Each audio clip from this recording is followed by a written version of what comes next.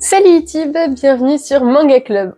On se retrouve aujourd'hui pour la vidéo des nouveautés du mois de janvier et février qui m'ont tapé dans l'œil, donc ma petite wishlist des titres que j'aimerais bien acquérir prochainement. C'est une vidéo que de base je tournais tous les trimestres, mais c'est vrai que je trouvais que les vidéos étaient très longues, donc je vais essayer de passer au format 2 mois et même si j'y arrive, j'essaierai de passer au format mensuel. Je préfère tourner ces vidéos à la fin des 2 mois en question pour une question de praticité, parce que ça permet d'être au courant des titres qui ont été reportés ou s'il y a eu des problèmes d'impression, ce genre de choses, etc. Donc c'est pour ça que je préfère les filmer à la fin. Et sinon, je vais essayer de changer aussi le format avec en mettant en fond ma page Nautiljon où je prends en fait toutes les infos, des résumés, etc. Donc n'hésitez pas à me dire si vous préférez l'ancien format ou ce nouveau format. Donc, comme vous pouvez le voir, je vais sur le site Nautiljon dans la partie planning et ensuite je mets le filtre nouveautés ici et je peux trier du coup par mois toutes les nouveautés qui m'intéressent, que du coup je mets généralement dans mon bloc-notes.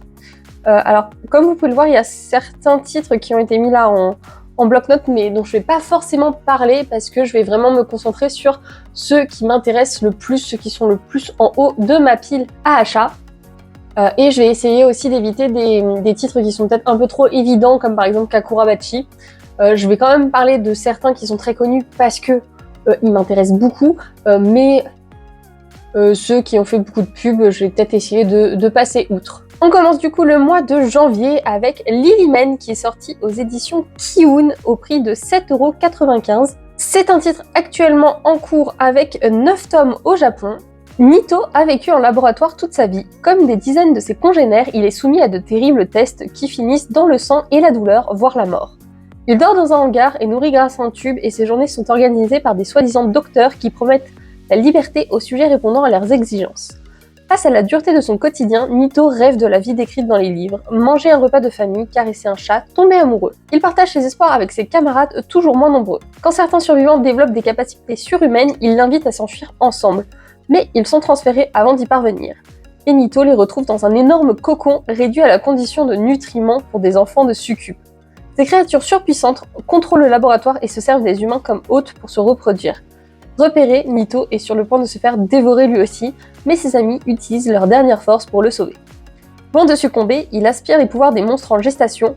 Même transformé, il n'a qu'une obsession, réaliser le rêve qu'il partageait avec ses compagnons sacrifiés. Seulement, comment mener une vie normale quand on est mi-homme, mi-succube, craint et détesté des deux camps? J'aime beaucoup le fait que ça a l'air assez sombre, assez dark, ça a une petite vibe aussi Promise Neverland avec le côté un peu ferme et élevage. Le tome 1 est plutôt bien noté avec 7,25 sur 10 pour 12 avis.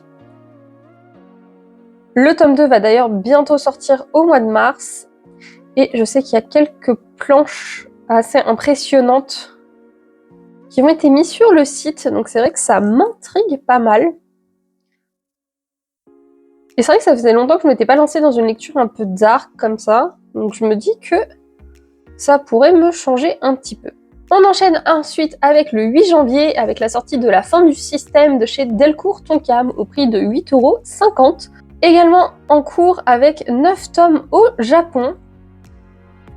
Yohei Kamo est un économiste japonais de talent. Il décide de rendre publiques des théories dans lesquelles on démontre que la société profite aux puissants au détriment des plus vulnérables financièrement. Il décide alors de mettre en pratique ses arguments et d'empoisonner le pouvoir. C'est un titre que j'ai sélectionné parce que je le trouve très original tout simplement dans son synopsis et aussi pour le côté un peu économique qui m'intéresse. Pour l'instant, il n'a pas encore été noté. Je pense que c'est un titre qui va être assez niche, que très peu de personnes vont s'intéresser tout simplement. Et je suis assez surprise que Delcourt Tonkam publie ce style d'œuvre. Ensuite, un titre beaucoup plus détente avec Lord of the Fan qui est sorti le 8 janvier au prix de 7,95 € chez Doki Doki. C'est une série courte terminée en seulement 5 tomes. Je trouve que Doki Doki, ils ont un petit catalogue comme ça de séries courtes assez fun, comme par exemple Koshoshiro qui est vraiment parfait pour juste se déconnecter et poser son cerveau et kiffer en fait et juste rigoler. Reynolds, fils héritier du royaume des démons, ne se sent pas fait pour le rôle qui lui incombe. Il a toujours eu horreur de la violence et des mœurs barbares de sa famille. Mais jamais il ne pourra avouer ses secrets à sa mère, convaincu pour sa part qu'il passe son temps à fomenter des plans pour éliminer le genre humain. Mais qu'observe-t-il en soupirant depuis la plus haute tour de son donjon? Sur quoi ou sur qui est rivé son troisième œil toute la journée? Aurait-il un crush pour Ellie, la courageuse héroïne humaine déterminée à le faire tomber? D'ailleurs, Ellie a un tel charisme qu'une hype commence à se créer autour d'elle. La série a également une notation de 7,25 sur 10 pour 4 avis. Et on a également Otaku Ame, qui est une personne que je suis sur Instagram notamment, qui a fait un assez long commentaire, donc je vous laisse faire pause si vous avez envie de le lire plus en détail. Moi je l'ai déjà lu et j'ai beaucoup aimé son post. Moi j'ai déjà lu son post et c'est vrai que ça m'a pas mal donné envie.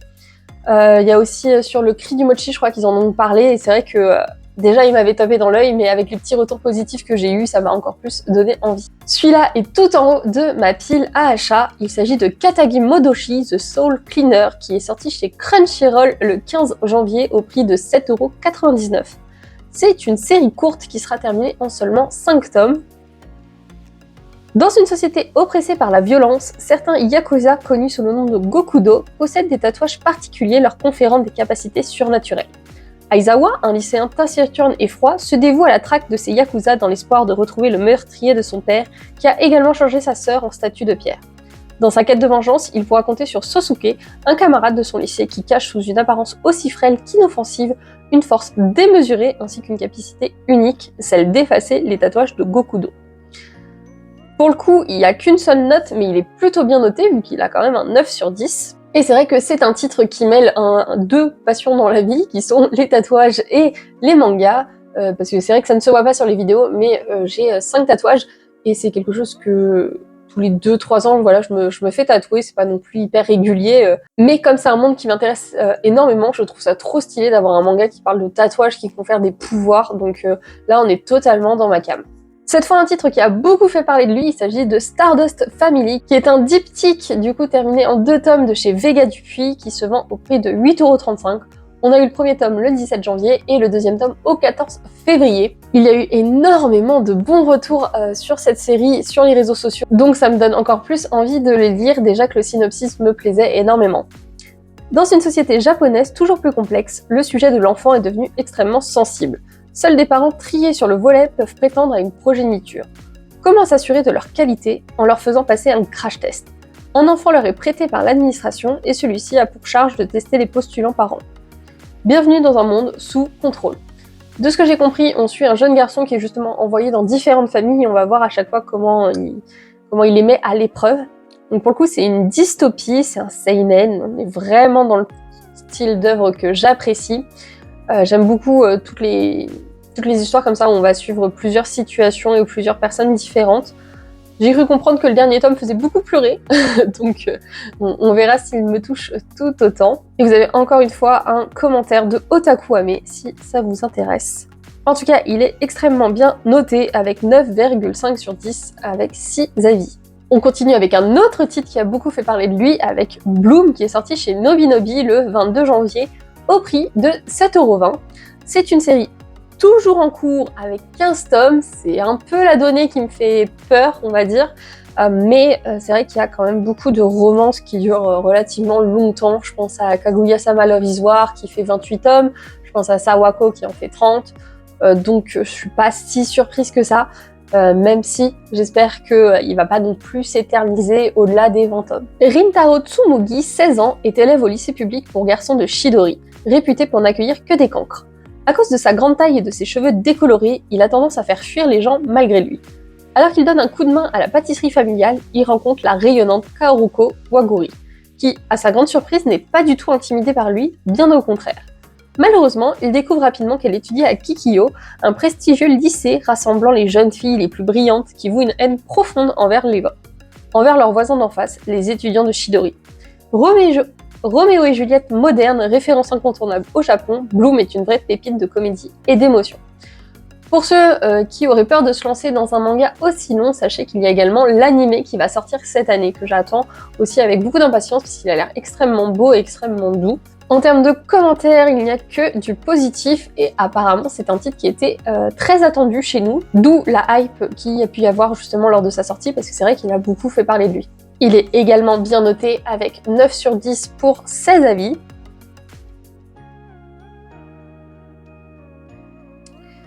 Et le dessin a l'air relativement doux. Alors malheureusement, je peux pas dézoomer sur Naughty Jaune, donc c'est vrai que là c'est pas optimum, mais ça permet de se faire une petite idée un peu du trait qu'on peut retrouver à l'intérieur.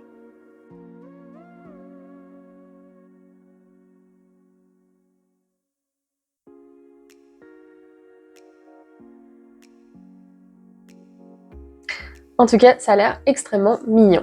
On continue cette fois avec un webtoon, This Must Be Love, qui vient d'un nouvel éditeur, ou en tout cas d'un nouveau catalogue, qui est du coup Milan, dans le catalogue Yam Yam, qui est sorti le 22 janvier également, au prix cette fois de 14,95 €. C'est un webtoon, donc c'est un prix tout à fait classique. Après son émission, la chanteuse et animatrice radio Banana, je pense que je dois mal le prononcer, ou en tout cas en français ça fait un peu bizarre, reçoit un lecteur de cassette de la part d'un fan. Un cadeau parmi tant d'autres, jusqu'à ce que, à la suite d'un accident de voiture, elle appuie sur un des boutons du Walkman et voyage dans le temps jusqu'en 1987. Elle tombe alors sur le propriétaire du lecteur de cassette qui s'avère être le regretté musicien Wo Jae-ha. Anna le rencontre alors qu'il n'est pas encore célèbre et qu'il est sur le point d'arrêter la musique. Parviendra-t-elle à convaincre son idole de ne pas abandonner son rêve et à lui sauver la vie? Donc en thème, on est sur romance, musique, voyage temporel, des trucs assez classiques. On ne sait pas encore combien de tomes ça fera. En tout cas, c'est terminé en 74 chapitres, donc ça devrait faire environ 6 tomes, je dirais, peut-être 5 s'ils en font des un peu plus épais. C'est un titre que j'ai beaucoup vu déjà en occasion, donc je sais pas si il n'a pas trop plu, et si c'est pour ça que je le vois autant sur les sites de revente, mais en tout cas, moi, il a l'air vraiment très beau, très doux, ça me donne vachement envie. Puis c'est l'occasion aussi de tester du coup ce nouvel éditeur. Un autre webtoon, cette fois sorti le 23 janvier, il s'agit de Là où les étoiles filantes tombent, qui est sur ma wishlist depuis très longtemps. Il a été repoussé pendant quasiment un an. C'est un titre que du coup j'attendais beaucoup. Il est sorti chez Kotoon au prix de 17,95 €, donc c'est faut dire ce qui est quand même un certain tarif. Comme vous pouvez le voir juste ici, je l'ai déjà acheté, ça va être dans mes achats du mois de mars. J'ai réussi à le trouver en occasion, donc j'ai pas voulu passer à côté. Mais je suis pas encore allée le chercher, donc je ne l'ai pas encore lu. Il était une fois le monde magique de Tabel, peuplé de créatures fantastiques où chaque pluie d'étoiles filantes annonce la naissance d'une sorcière. Effie est la 77e d'entre elles à voir le jour et son familier manque à l'appel. Très vite, elle rencontre Monsieur Bibi, un chat qui lui a perdu sa sorcière. Privés de leur moitié, ils partent ensemble en quête de réponses sur le destin qui les lie. Ça a l'air extrêmement beau, extrêmement doux. J'adore les couleurs, les couvertures, enfin tout m'a plu. Pareil, beaucoup vu passer sur les réseaux sociaux, ça m'a encore plus donné envie de l'acheter. C'est pour ça que je l'ai très vite pris. Vous avez un commentaire de Otaku Ame sur un univers poétique qui l'a totalement transporté. Je pense que c'est un peu l'avis global que j'ai pu lire sur les réseaux. Et c'est vrai que c'est ça qui m'a donné envie de l'acheter. Cependant, c'est un titre qui est toujours en cours avec 97 chapitres. Du coup, c'est vrai que ça fait un peu peur quand je commence des webtoons qui sont encore en cours parce que déjà, c'est un très très gros budget, les webtoons. Et au-delà de ça, je suis pas très patiente et c'est vrai que attendre chaque semaine qu'un chapitre sort, c'est pas trop mon truc non plus. Donc, je préfère les formats papier. Mais bon, si la série me plaît beaucoup, je passerai sûrement à la version webtoon. Avant-dernier titre du mois de janvier, on passe à Yashirojima, la forêt des rêves perdus, qui est sorti dans le catalogue Alpha de chez Vega, qui a l'air d'être un peu des œuvres marquantes de ce que j'ai compris. C'est vendu au prix de 12,50 €. Je sais pas, je l'ai pas encore eu en main, donc je sais pas si c'est parce qu'il a un plus gros format qu'habituel. En tout cas, c'est un one-shot, donc ça c'est quand même super pratique pour le porte-monnaie. Au fond de la forêt, le jeune Yuta sommeille. Il rêve de vie antérieure, de réincarnation, de ce qu'il aurait pu être. À travers ses songes, il entrevoit des moments clés de l'histoire japonaise, mais il attire aussi l'attention des démons qui hantent la forêt et se mêlent à ses existences passées. Pour son premier manga, Kaeru Utagawa propose une revisite onirique en 3 nouvelles de l'histoire japonaise. Du massacre des Ainu à l'interdiction du tatouage sous Meiji, passé et présent se mêlent dans les rêves de Yuta, bercés par l'imaginaire des contes traditionnels et du shogi. Ça a l'air vraiment très très beau, très poétique, et c'est vraiment ça qui m'a donné envie. C'est tout à fait le genre d'histoire un peu tranche de vie que j'aime, et c'est vrai qu'il y a ce côté un peu onirique qui invite au voyage, qui me plaît tout particulièrement.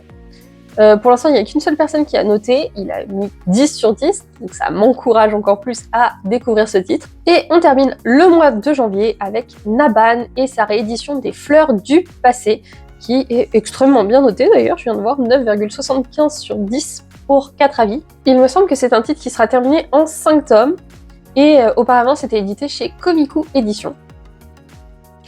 Azuki est rapidement tombé sous le charme de Roka, la fleuriste de son quartier. Afin de se rapprocher d'elle, il postule à une annonce pour un emploi à temps partiel dans sa boutique et il est embauché. Malheureusement, ses ambitions se voient rapidement troublées par la présence de l'esprit d'un homme aux côtés de Roka, qu'il semble être le seul à voir. Une histoire unique, fantastique, poétique et émouvante. On est sur des thématiques qui me plaisent beaucoup parce qu'il y a un côté deuil qui va être abordé. Il me semble que c'est l'ex-mari de la fleuriste qui l'aperçoit. Et du coup, il va y avoir toute une nuance sur le deuil, une nouvelle romance. C'est dans Josei. Ça a l'air extrêmement beau, encore une fois. C'est vraiment le style de titre qui m'attire le plus. On reste un peu dans la même ambiance avec cette fois Galactic Curtain Call qui ouvre le mois de février, qui est sorti du coup le 5 chez Mangetsu au prix de 7,95 €. Et ce sera une petite série terminée en seulement 3 tomes. Donc c'est encore une fois assez pratique pour nous. En tout cas, moi j'adore les séries courtes, donc franchement ça m'encourage encore plus en fait à commencer des séries quand je sais qu'elles vont pas s'éterniser. Makoto Nemonoki, 30 ans, jeune bibliothécaire, vient de rompre avec son fiancé. Seijiro Matsunami, 70 ans, jardinier virtuose, prend tout juste sa retraite. Chacun à leur manière, ils font face à la fin d'une histoire. Mais leur rencontre va changer leur destin et les forcer à bouleverser leurs certitudes, à oser de nouvelles expériences. Doucement, ils vont se rapprocher jusqu'à la naissance de sentiments. S'agit-il d'amour ou de toute autre chose ? Le rideau d'un étonnant chapitre de leur vie s'ouvre et révèle des changements prometteurs. Je trouve que c'est extrêmement curieux. En fait, je sais pas trop à quoi m'attendre sur ce titre. Il y a comme thème l'amour, hein, c'est directement écrit, genre romance, tranche de vie. Donc techniquement, on est tout à fait dans ce que j'aime. Je sais qu'il y a beaucoup de gens qui ont dit « Ouh là là, attention, j'ai un peu peur de cette romance. Si vraiment il y a une romance entre quelqu'un de 70 ans et une jeune fille de 30 ans, ce serait trop bizarre. » Mais certes, dans la réalité, je trouverais peut-être ça un peu bizarre, mais selon comment la thématique est abordée, etc., je pense que ça peut être très intéressant et potentiellement très touchant. Et puis même, peut-être que ça pourrait totalement partir sur un amour plutôt platonique, amical. Donc, je suis vachement curieuse de ce titre, même si c'est vrai que je sais pas trop à quoi m'attendre. On continue le mois de février avec cette fois le 12, Sushi Ichi, qui sort d'un nouveau catalogue, de ce que j'ai compris, qui est Petit à Petit, de chez Kotodama, au prix de 8,90 €. Et de ce que j'ai compris, c'est une sorte de nouveau catalogue qui est censé être du manga un peu documentaire. Donc ils ont sorti 3 titres en même temps, un sur les katanas, un dont je me rappelle absolument peu le thème, et du coup celui-là qui est sur les sushis. C'est notamment Sneakit qui m'a conseillé ce titre, et c'est vrai qu'il m'avait déjà un peu tapé dans l'œil, et au vu de la recommandation de Sneakit, j'ai encore plus envie de le découvrir. Goûtez les meilleurs sushis d'Edo avec Sushi Ichi. Taisuke, maître sushi, ne se contente pas de réaliser de délicieux plats, il se sert de son art pour apaiser les tensions de son quartier et régler les problèmes personnels de ses voisins. Alors pour l'instant on a une seule note, c'est un 10 sur 10, donc tant mieux, ça m'encourage un peu plus, même si c'est vrai que comme c'est un manga un peu documentaire, comme j'ai dit, je crois qu'à la fin il y a des interviews, etc. d'un vrai chef, un vrai chef sushi. Du coup je suis pas sûre que le format documentaire marche très bien en France, mais ça a un très beau potentiel, je pense que ça pourrait être très intéressant, donc j'espère assez vite découvrir ce titre. On enchaîne avec La Sorcière des âmes qui pour le coup est tout en haut de ma pile à acheter parce qu'on est dans tout le style d'univers que j'adore. C'est sorti chez Komiku le 13 février au prix de 7,99 €, c'est une série toujours en cours avec 3 tomes. 20 ans auparavant, les démons ont envahi les terres des hommes, des nains et autres créatures.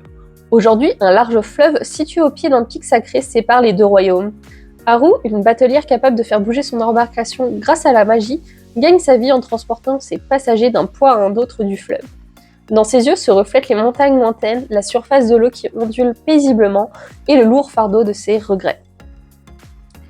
Je suis extrêmement fan de la couverture, c'est vraiment ça qui m'a tapé dans l'œil en premier. Et en plus de ça, on a la thématique d'une sorcière, c'est également une thématique que j'aime énormément. Et je trouve ça juste magnifique, donc lui je vais pas tarder à l'acheter, c'est sûr. Changement d'ambiance avec la sortie de console 2073 de chez Kana dans son catalogue Made In, qui est un catalogue que j'ai découvert avec notamment La Vie d'Otama ou encore Retour aux sources, qui sont deux titres qui m'ont beaucoup plu. Donc c'est vrai que c'est un catalogue qui m'intrigue de plus en plus. C'est un one-shot proposé au prix de 15,95 €.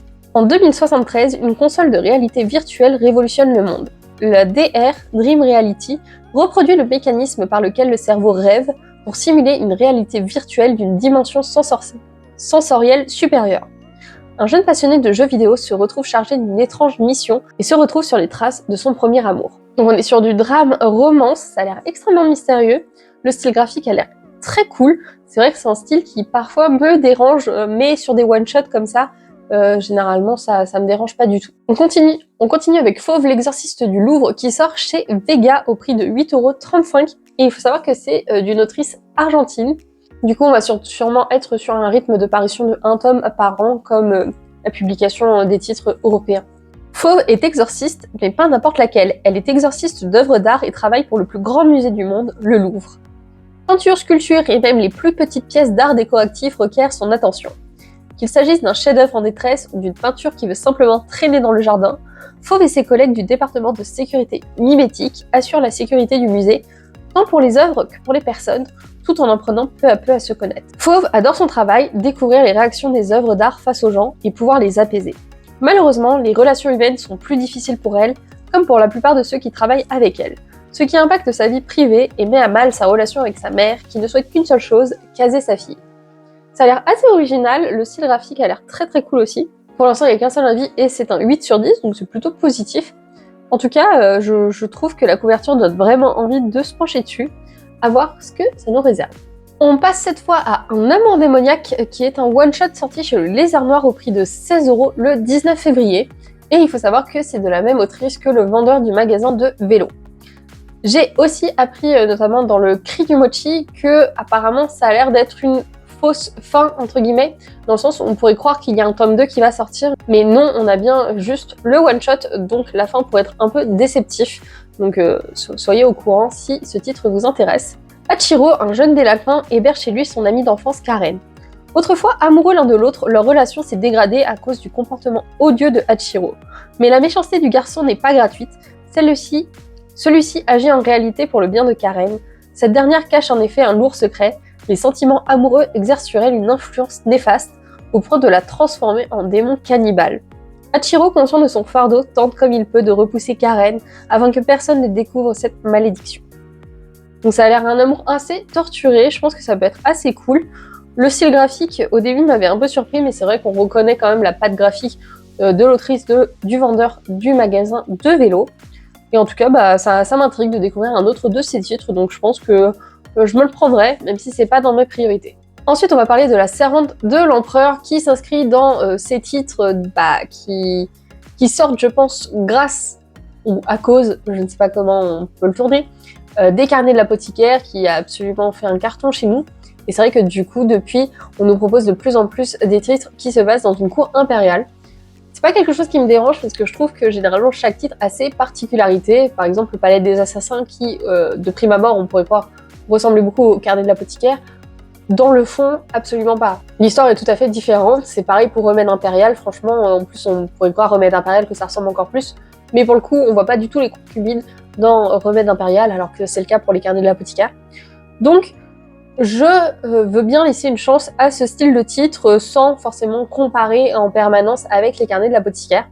Mais c'est vrai qu'il y a un autre titre qui est prévu, dans le titre, il y a le mot concubine qui ressemble beaucoup à La Servante de l'Empereur, où là je me suis dit bon, ça fait peut-être beaucoup, à voir si on fait pas une overdose, mais moi ça me dérange pas si c'est bien fait et si on ressent bien les différences. Donc pour ce titre, on est chez Kiun, c'est sorti le 20 février au prix de 7,95 € et on est sur 6 tomes en cours. Servir le jeune empereur, oui, l'épouser, non merci. L'empire de Cohen vit une situation inédite. Un enfant d'à peine 5 ans en est à sa tête. C'est le moment pour la noblesse de placer ses pions, car la famille dont sera issue la future épouse de sa majesté prendra de facto le contrôle du pays. Linfa, fille aînée du clan Ryu, se retrouve bien malgré elle en première ligne de ces luttes de pouvoir. À 17 ans, la voilà propulsée candidate aux fiançailles impériales par son père. Pour lui, la position sociale vaut plus que le bonheur de sa fille. Linfa, elle, s'intéresse peu au mariage et fait fuir tous ses prétendants. Son esprit vif et son franc-parler ne sont pas des qualités appréciées des hommes de son milieu. Mais là, les options sont plus que limitées. Soit elle épouse l'empereur, soit elle se retrouve liée à un clan ennemi à la fois espionne de son père et otage de son mari. La rage au cœur, elle fait donc son entrée au palais. Où, contre toute attente, son caractère attire l'attention de Soren, régent de l'Empire à la beauté dévastatrice et à la réputation sulfureuse. Au lieu du rôle d'impératrice, il lui propose de travailler en tant que gouvernante du jeune monarque. Pour Linfa, ce poste est une chance inespérée. La vie au palais n'est pas de tout repos, mais rien ne vaut l'indépendance. Catapultée dans cet univers aussi fascinant que secret, Linfa doit apprendre les règles du jeu pour mener à bien sa mission, aider le petit empereur à devenir grand. Donc je pense réellement que ça pourrait être un titre qui me plaît, ça a l'air assez sympa. C'est vrai que, en fait, c'est vrai qu'au final, ça ressemble plus à un mix, je trouve, du Palais des Assassins et des Carnets de l'Apothicaire, donc ça pourrait être assez cool, à voir ce que ça donne. J'ai eu un extrait de ce titre lorsque j'ai acheté le tome 14 des Carnets de l'Apothicaire, donc c'est vrai qu'il faudrait que je lise ce chapitre 1, histoire de me faire un avis. Mais, franchement, je pense que ça peut être une bonne lecture pour décompresser. Avant-dernière série à vous présenter avec l'Auberge des Saisons Perdues qui est sortie chez Naban le 21 février au prix de 8€. C'est encore une fois une série de courtes, cette fois terminée en seulement 3 tomes. Quelque part se trouve une vieille auberge mystérieuse et très particulière. En effet, l'auberge des objets permet de trouver ce qui a été perdu ou ce qui ne nous reviendra jamais. C'est un titre extrêmement bien noté avec 9,8 sur 10 pour 5 avis. J'ai vu des avis très positifs également sur les réseaux sociaux. Et c'est vrai que quasiment tous les titres que Naban nous présente en ce début d'année me font envie. L'éveil d'Ibari aussi, mais c'est vrai qu'il y a un peu moins, donc c'est pour ça que je ne l'ai pas mis dans cette sélection. Mais pour ce titre, j'ai l'impression qu'on est vraiment dans, par exemple, Onetsugi le marchand d'os, où on suit quelqu'un qui, alors dans Onetsugi le marchand d'os, c'est via des os, mais là ça a l'air via des objets. On va avoir des petits aperçus de vie de plein de personnages différents, et voir comment ça les impacte et quelles vies différentes ils ont. Et du coup, c'est totalement le style d'œuvre que j'adore. Donc lui me fait très envie et la couverture est absolument magnifique. Donc j'ai hâte de me plonger dans cet univers. Et pour terminer, c'est pas vraiment un titre que je vous présente, parce qu'il s'agit d'un catalogue qui s'appelle Crispy Love, qui a été lancé par Taifu Comics le 28 février. De base, ça devait sortir au mois de janvier, mais je crois que du coup, il y a eu un décalage, parce qu'il y a eu un problème avec les 2 premiers titres qu'ils avaient prévu de présenter. De ce que j'ai compris, c'est une ambiance yaoi, mais cette fois appliquée à des couples hétérosexuels. Et c'est encore une fois à destination plutôt des femmes. Alors les yaoi sont également lus par des hommes, mais c'est vrai que c'est une majorité de femmes qui ont tendance à les lire. En tout cas, c'est ce que j'ai l'impression sur les réseaux. Et du coup, Taifu nous explique dans la petite note de Naughty John que de base, c'est un genre qui s'appelle le Teens Love au Japon, que du coup, eux ont décidé d'appeler Crispy Love, et que ça rassemble des romances intenses et charnelles destinées à un lectorat féminin adulte. Non seulement vous y trouverez des scènes explicites, mais aussi une romance approfondie entre les 2 protagonistes. Le personnage principal met en avant une femme dont on suit les ressentis, les désirs, les doutes, les joies et surtout le point de vue. Crispy Love, c'est des personnages adultes matures, des relations consenties, des histoires variées, des sentiments profonds et surtout de la communication. 15 titres sont prévus cette année, dont 5 premiers titres pour le premier semestre 2025. Alors les 5 premiers titres sont déjà annoncés.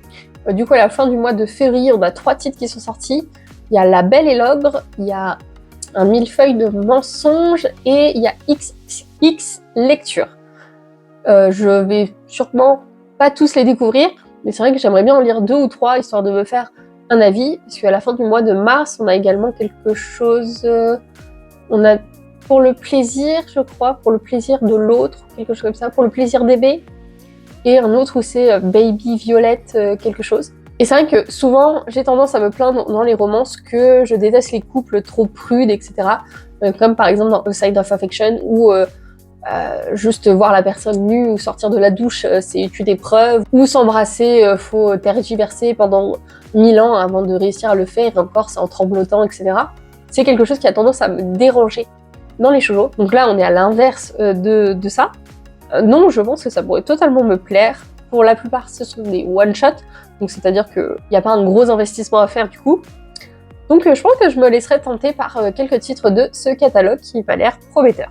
Bref, voilà qui conclut cette vidéo qui, je l'espère, sera moins longue que celle que je fais habituellement. N'hésitez pas à me dire dans les commentaires si vous préférez mon ancien format ou celui-là, et également quels sont les titres qui vous intriguent le plus en ce début d'année 2025. C'est vrai que j'ai fait une sélection assez courte, il y a beaucoup plus de titres que ça qui sont mis dans mon bloc-notes, mais c'est plus pour garder un œil dessus de loin et voir ce que les gens en pensent, etc. Enfin bref, j'espère que la vidéo vous a plu, on se retrouve vite pour une prochaine.